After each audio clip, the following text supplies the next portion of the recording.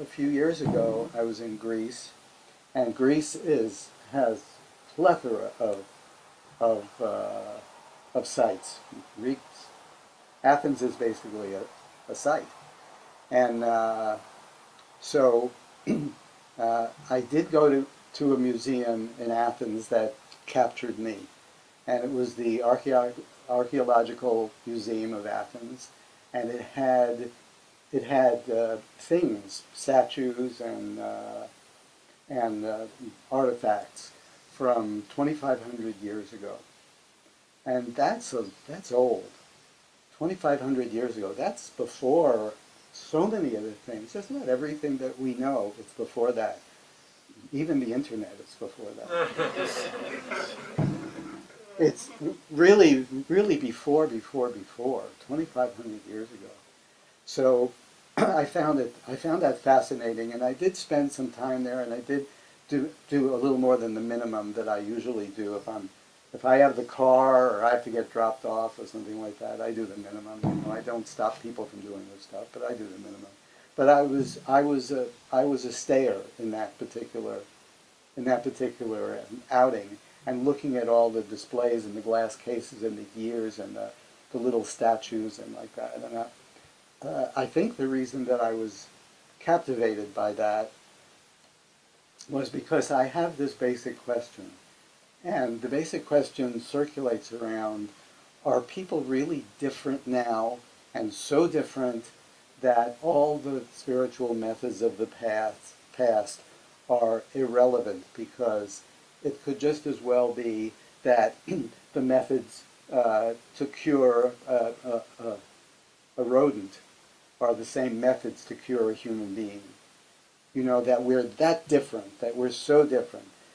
Because my philosophy and my teaching is based really on that. It's based on that everything of the past, if not brought into the present, in a present context, aside from bringing it forth from the past and doing it like people did in the past, all those things are useless. They're beautiful, the incense smells good, the chanting is really lovely, but it all comes down to entertainment. It all makes you feel good. It doesn't really open up any doors so that you can go anywhere. Not really. Because if it does open the doors for a minute, when you stop smelling the incense and stop doing the chanting, the doors close again. So I was curious in this museum about this question: are people really different? Are people different? Are influences? How influenced are people? How different is it? So I haven't done this recently, but this idea came up recently because I've been talking about this, and so I started thinking about, well, what did I do then? What did I do after? Because it was probably 4 years ago or so that I went to Greece, and what did I do to explore this question? And I remember what I did to explore this question, I want to tell you a little bit about. I know that humor is a constant in our society, whether it's slapstick or stand-up or curious or situational, that people like to laugh, and humor is a part of what we do. I basically consider myself a sitcom comedy writer. I've never submitted anything, but I think in that way. I see the funny edge of things. I even see the funny edge of this meeting. That I'm sitting here and you're sitting here. I get that. It's, I got the cloth, you got the beach chair, I got the flowers, you got the beach chair. I mean, I get that. I see that. And so I am, I appreciate comedy. I'm a Seinfeld fan. I like to laugh. I like to make jokes. So that was the way that I decided at that time to research the question, how different is humor?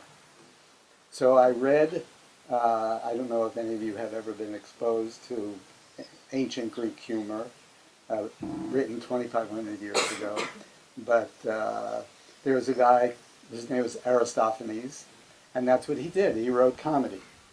He was the Larry David of, if you know who that is. He was the guy who wrote for Seinfeld with Jerry Seinfeld. He was the Larry David of the time, and he wrote comedy plays. And so I'm going to tell you a couple of his jokes. I hope I can get them right, but I'll tell you a couple of his jokes.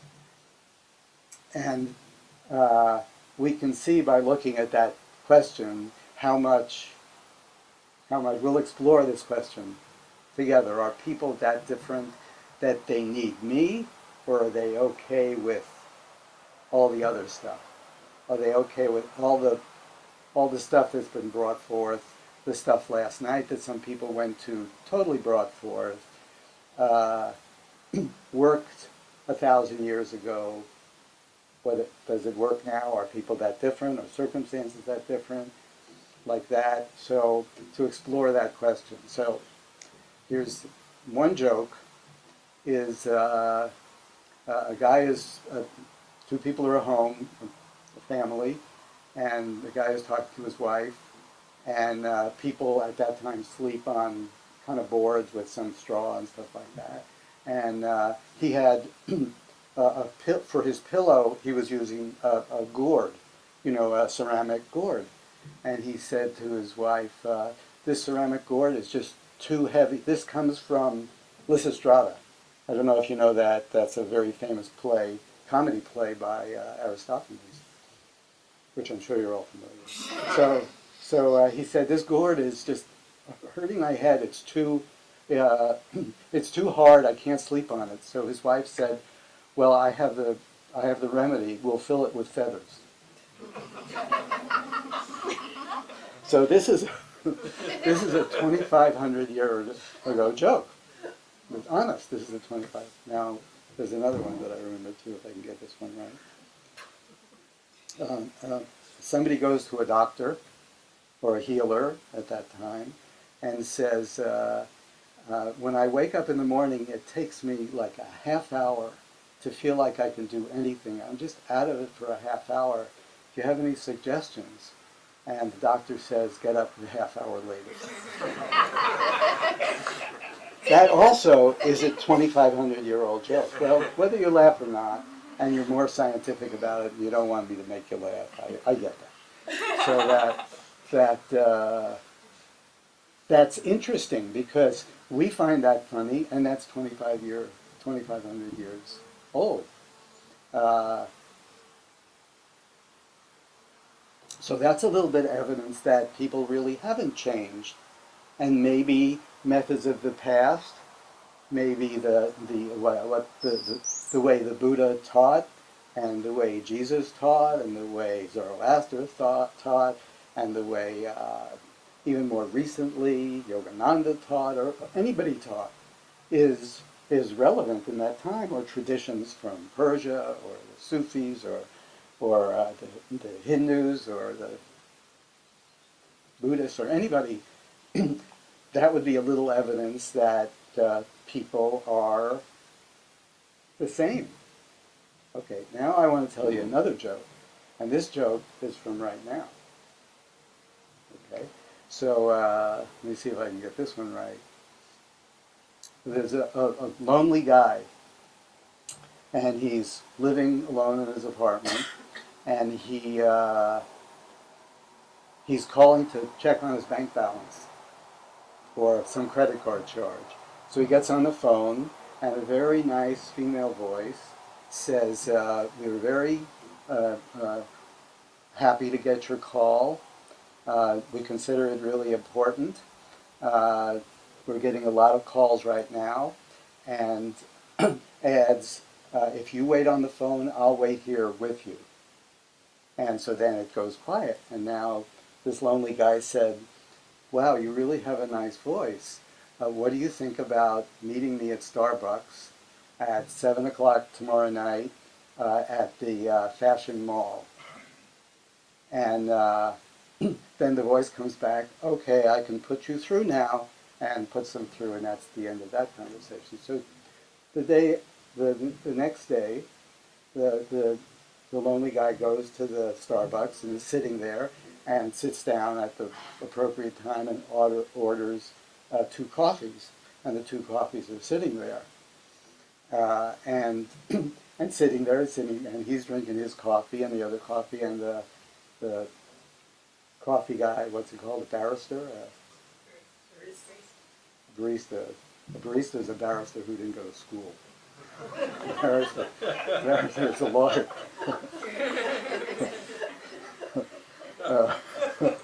So the barista says to the guy, "What's the second coffee for?"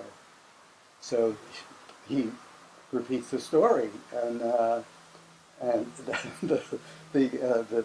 coffee guy is like thinking, and so the coffee guy hears the story and said, "Well, did she say yes?" And the coffee guy and the other guy said, "She didn't say no." Now, this is a story.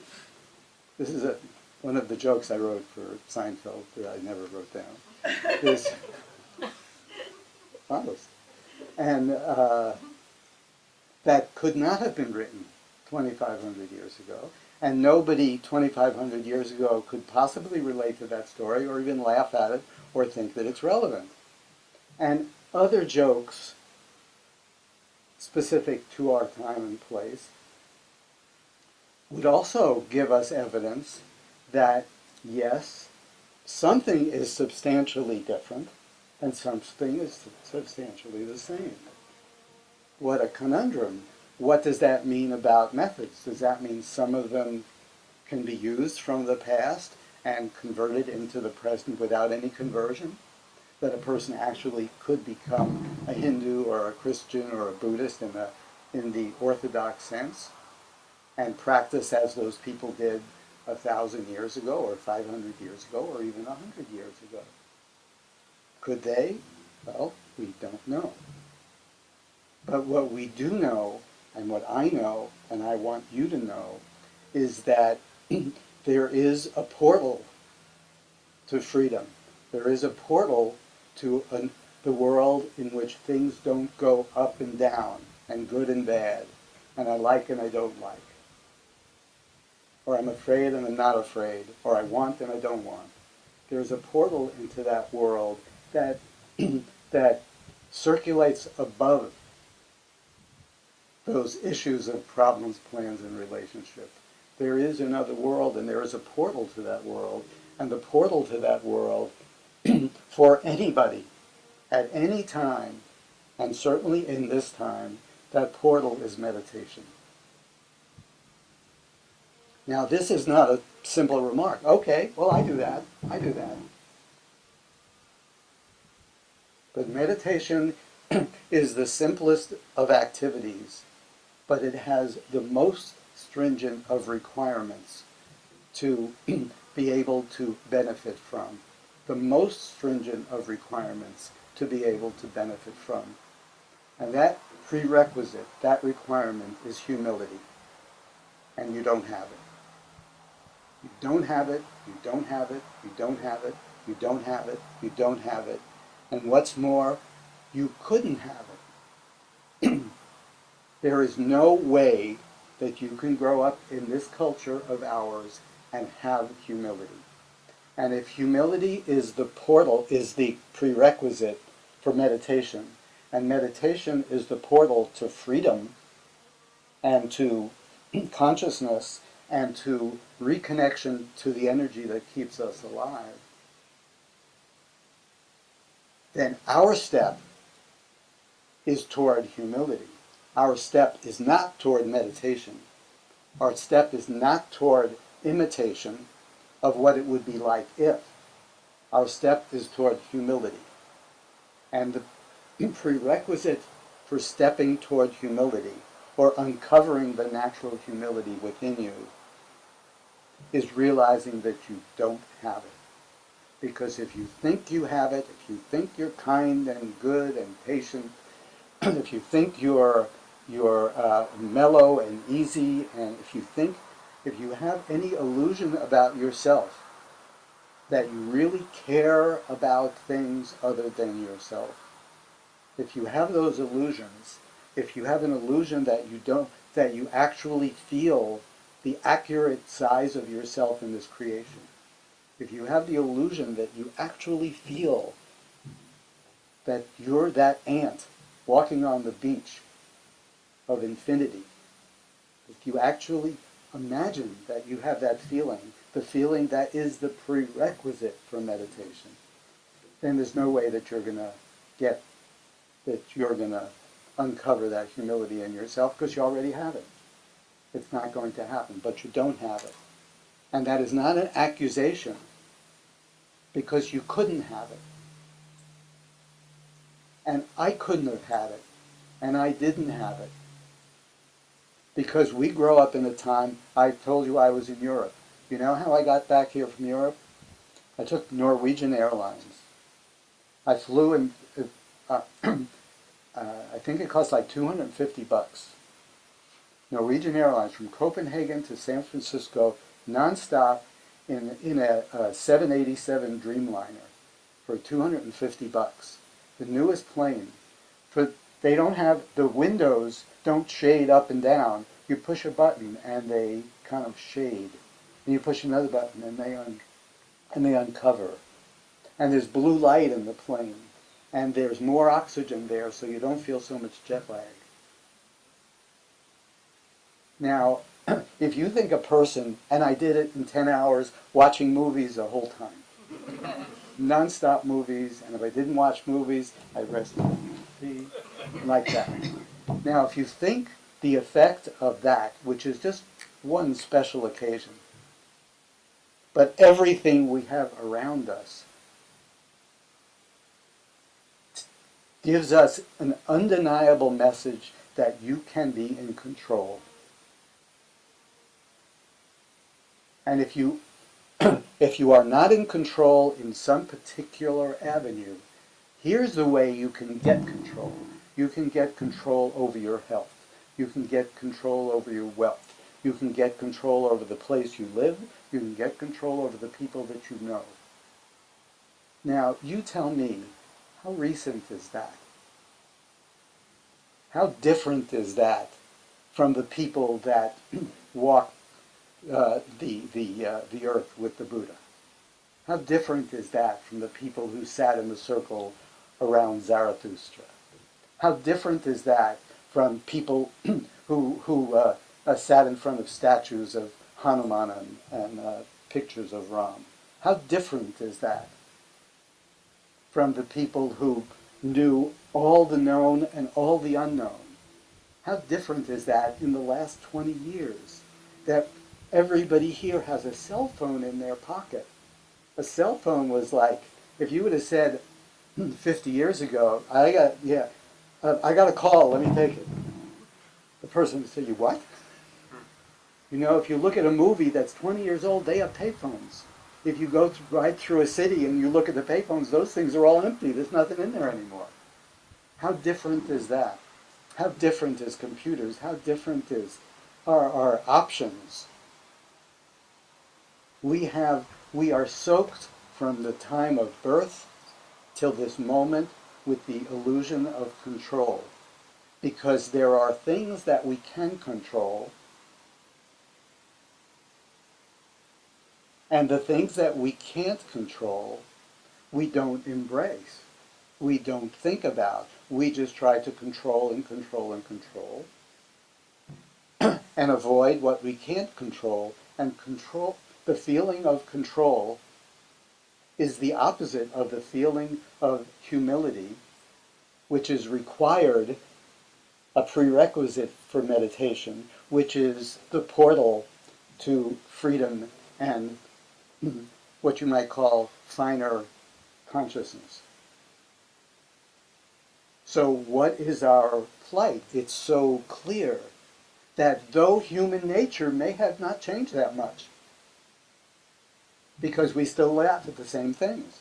Human nature may not have changed, but the influences on us are so considerable, so awesomely considerable, so totally considerable from the day we're born till the day we die, from the moment we get up to the moment we go to sleep. And some people here even use aids during sleep. I'm not asking for a raise of hands. So all our moments are are incorporated in this illusion of control, which destroys and covers any humility that we ever had, that we were maybe born with, that we were created from and born with. And we, if we can be honest with ourselves and look at ourselves and and really understand that how can you possibly sit quietly and have things pass away from you and accept what's left, accept the most passive of states possible if you are a control freak. And we have that category for people who we think are other people than us, and sometimes us, but everyone in our culture is a control freak. We learn control freakdom, we practice control freakdom, we become experts or competent at control freakdom, and what we consider is our successes in our culture are the ultimate successes in control freakdom. The people who can manage to keep everything good in and push everything bad out, in their opinion. Unfortunately, our quest to do that has precluded our possibility for developing that humility and actually being able to receive the gift of meditation. Not the practice of meditation, which anybody can do.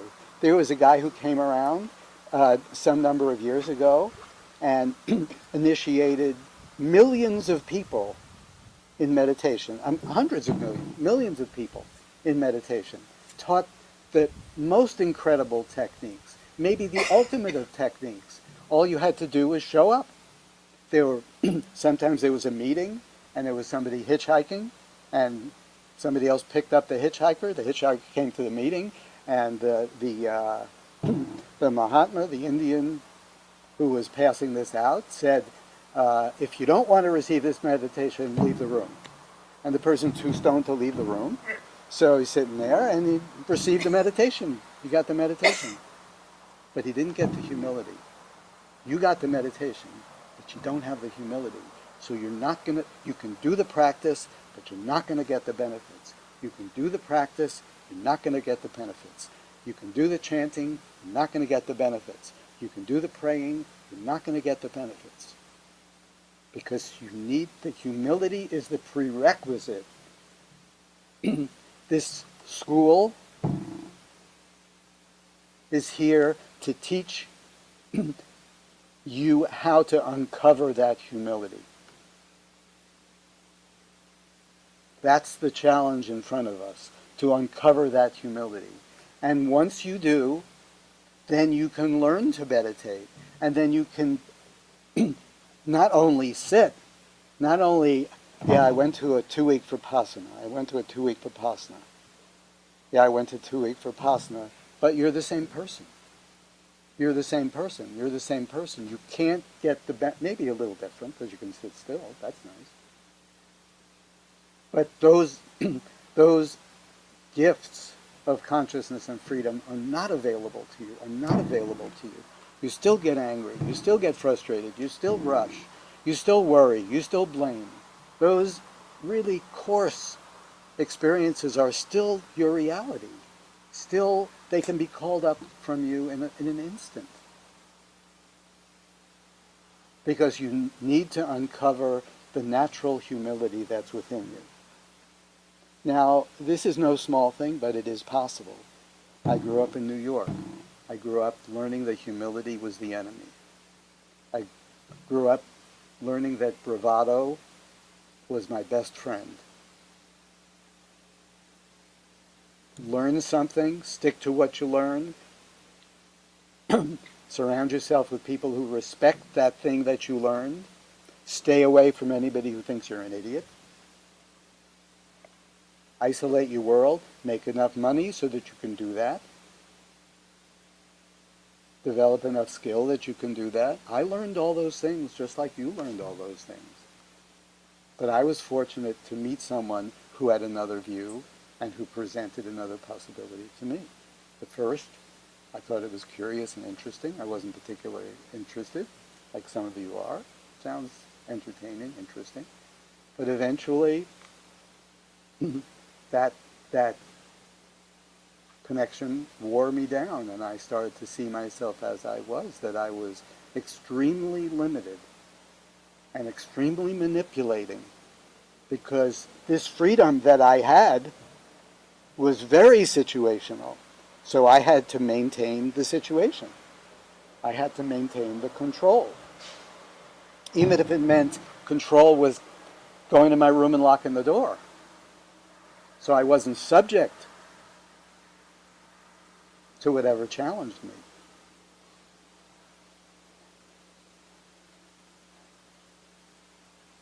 But what I was fortunate enough to cross paths with was somebody who had the capacity and the willingness. And willingness is important because it's not so much fun being in my position. The willingness and the capacity to allow you to have the experience of being here and liking it. And liking it, not just being here. A lot of things give us the opportunity to be here. We usually avoid those things unless they pay well enough.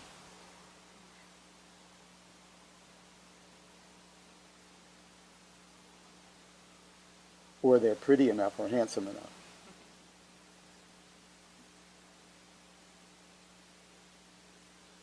We avoid being here. But what I learned was to be here because it was clear that competition in this regard, eventually clear that competition in this regard with this person that I met was unrealistic. Because they had a quality of humanity that eventually I realized I did not have. They had a quality of flexibility and freedom. They had a quality of kindness. They had a quality of patience. All those qualities that people pretend they have, this guy had it. And eventually, I fell into this position and fell into loving it. And not falling into that position with a picture on the wall, or somebody who lived in a foreign country that I could think of in that way, but a person who was right in front of me, a person who I had to contend with, and I did contend with, and was not always easy for me to contend with. But I learned to be in that position, and I learned to love that position. And how in the world can you learn humility if you can't be here? If the only way you can be here is in relation to nature. I can be here in relation to nature. Well, nature isn't telling you anything. Nature isn't here. Your concept of nature is what you're standing under.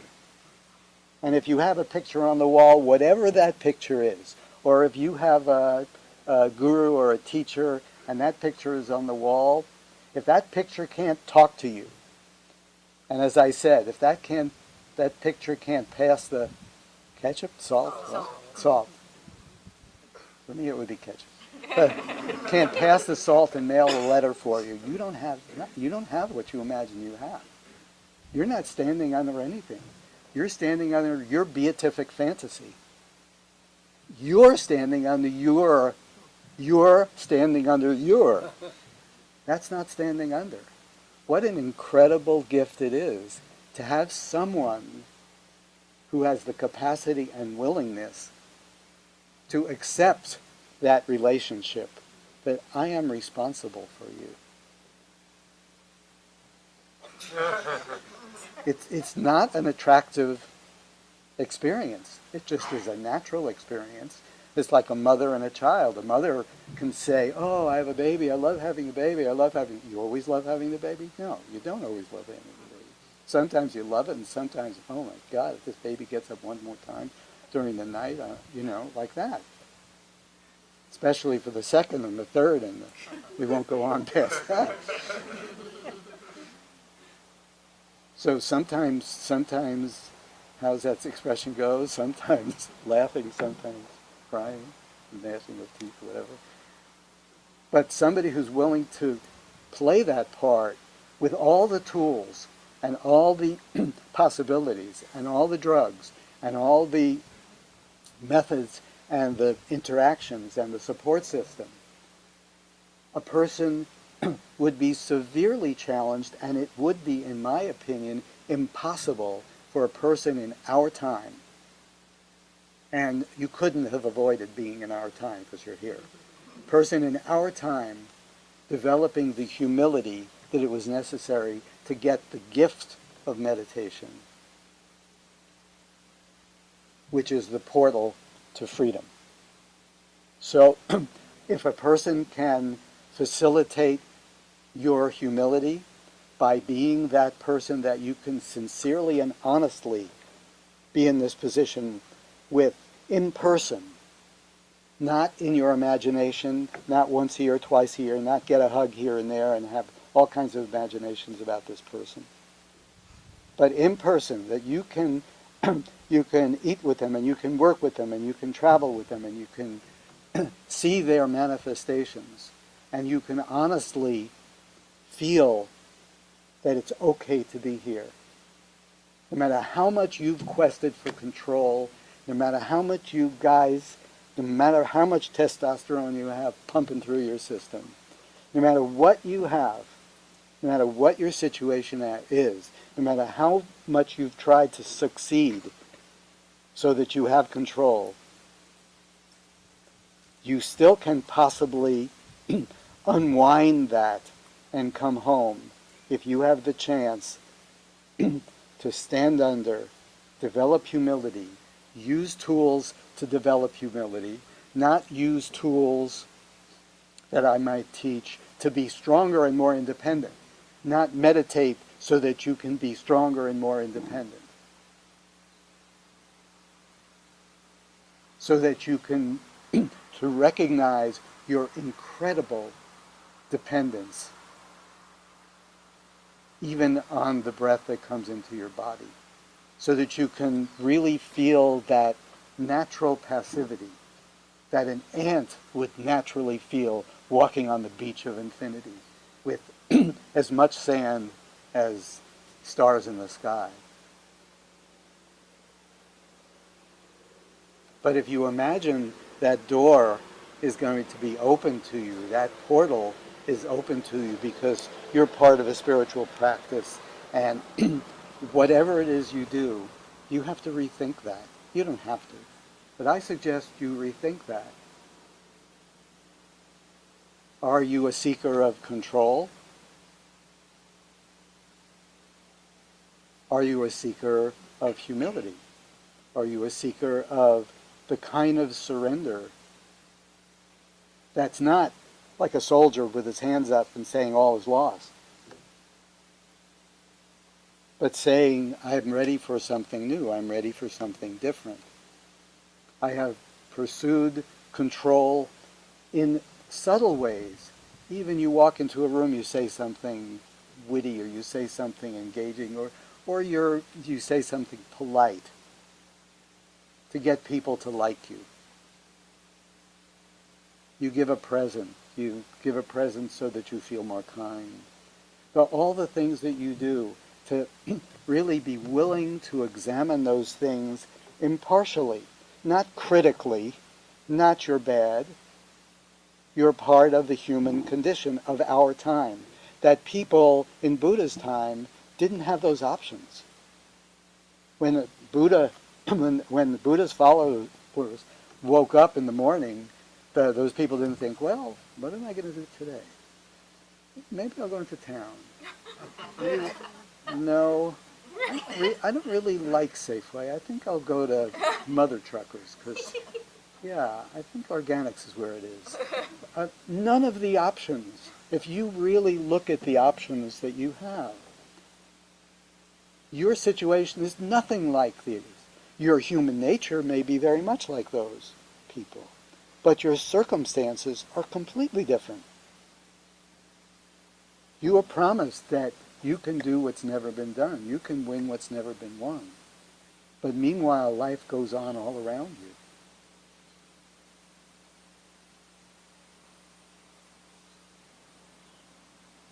you. Dylan wrote that. My first unoriginal statement.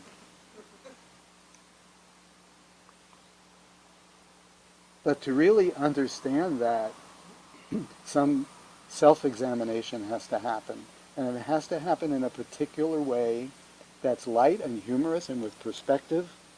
And if all you feel is bad, bad, bad, bad, bad, all if you feel is guilty, guilty, guilty, guilty, guilty, then you're wasting your time. Because it's an exciting pursuit, it's an energizing pursuit, and all the hundreds of people that have come and gone from my influence have gone because that humor and perspective and lightness wasn't there. It was just too heavy. Because everyone has illusions about themselves. And when you're challenged by those illusions, however small, if you don't have the impartiality and the perspective to look at that, just like you're looking at somebody else and say, God, I wish they were, to say for yourself and feel it for yourself. If you're not able to do that, there's no real purpose in this self-examination. So we start really small. Small with things that are curious and interesting and funny and light.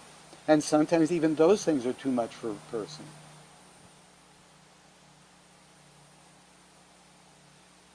But it's essential, this process, whether you can handle it or not. If you can't handle it, even the smallest thing, smallest way that you imagine yourself to be, and somebody doesn't push it in your face, but you're given some tools where you have to explore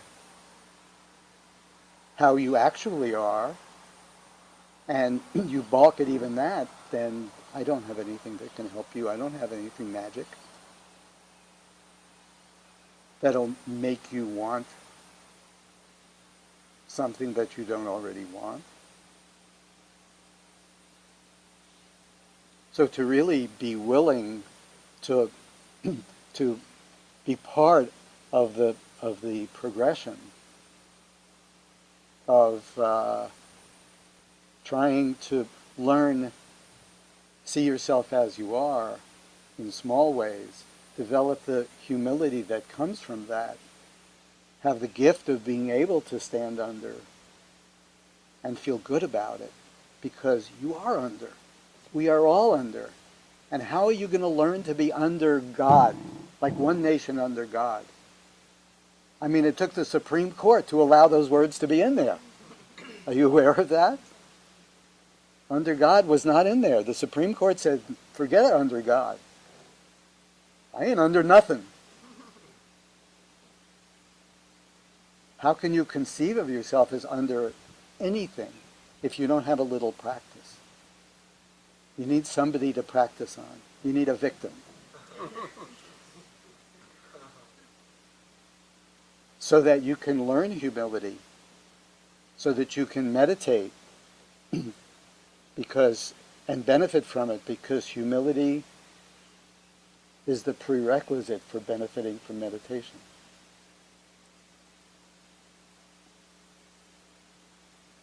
And so that you can reconnect with the energy that keeps us all going, so that you can become a natural person. But to take the steps back, like where do I have to start from? In our culture, we've been taught that everything can be learned through a course. That is what we learned. What's the course? Can't you just give me the course?